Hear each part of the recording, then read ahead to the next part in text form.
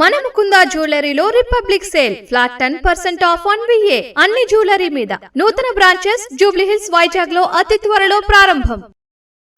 Phone tapping కేసులో ఆదివారం SIT విచారణకు హాజరు కానున్నట్లు మాజీ సీఎం కేసీఆర్ తెలిపారు. ఈ మేరకు జూబ్లీహిల్స్ ఏసీపీకి లేఖ రాసిన కేసీఆర్ తనకు నోటీసులు ఇచ్చిన తీరును తప్పుపట్టారు. జూబ్లీహిల్స్లోని నందినగర్ నివాసం వద్ద పోలీసులు నోటీసులు అందించడంపై అభ్యంతరం వ్యక్తం చేశారు. ప్రజాప్రతినిధి విషయంలో రాజ్యాంగం ప్రకారం వ్యవహరించలేదని ఆక్షేపించారు.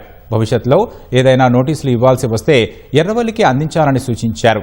కేసీఆర్ రాసిన లేఖపై అధికారులతో సిట్ అధికారి సజ్జనార్ చర్చించారు. ఫోన్ ట్యాపింగ్ కేసులో పోలీసుల విచారణకు హాజరవుతానని మాజీ ముఖ్యమంత్రి, ప్రతిపక్ష నేత కేసీఆర్ స్పష్టం చేశారు. హైదరాబాద్ నందినగర్లోని నివాసంలో ఆదివారం మధ్యాహ్నం 3 గంటలకు విచారణకు అందుబాటులో ఉంటారని కేసీఆర్ జూబ్లీహిల్స్ ఏసీపీకి లేఖ రాశారు.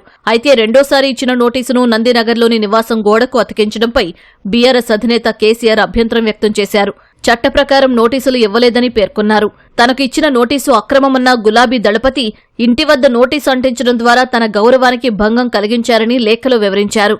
నందినగర్లోని నివాసానికి నోటీసు అంటించడం రాజ్యాంగం ప్రకారం అక్రమమని పేర్కొన్నారు. ఎన్నికల అఫిడవిట్ ఆధారంగా తన ఇంటిని పరిగణలోకి తీసుకున్నట్లు అనడం సరికాదన్నారు.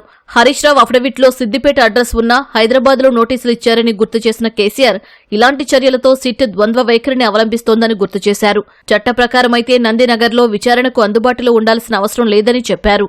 160 CRPC ప్రకారం తనకు నోటీసిచ్చే పరిధి ఏసీపీకి లేదన్నారు.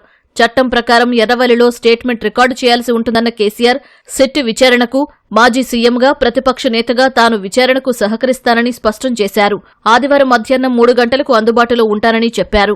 భవిష్యత్తులో ఏవైనా నోటీసులు ఇవ్వాల్సి వస్తే ఎర్రవల్లికి పంపించాలని లేఖలో సూచించారు. అంతకుముందు పోలీసులు జారీ చేసిన నోటీసులపై ఎర్రవల్లిలో పార్టీ ముఖ్య నేతలతో సమావేశమైన కేసీఆర్ చట్టపరంగా ఎలా ముందుకెళ్లాలనే అంశంపై సమాలోచనలు చేశారు.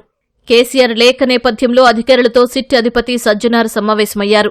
మాజీ సీఎం విచారణ దృష్ట్యా వివిధ అంశాలపై అధికారులతో సమాలోచనలు చేశారు.